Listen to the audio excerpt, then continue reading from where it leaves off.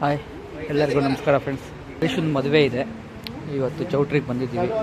ಚೌಟ್ರಿ ಹೀಗಿದೆ. ಈ ಚೌಟ್ರಿ ಒಳಗಡೆ ಈ ಥರ ಬಂತಂತಂದರೆ ಒಳಗಡೆ ಒಂದು ಗಣೇಶ ಇದೆ ನೋಡಿ. ಇದು ಗಣೇಶ ಆದಮೇಲೆ ಈ ಕಡೆ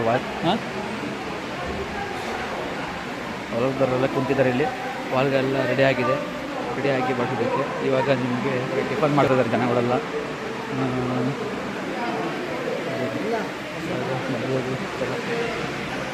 ಇದು ಮದುವೆ ಆಗೋ ಸ್ಥಳ ಈ ಥರ ಡೆಕೋರೇಟ್ ಆಗಿದೆ.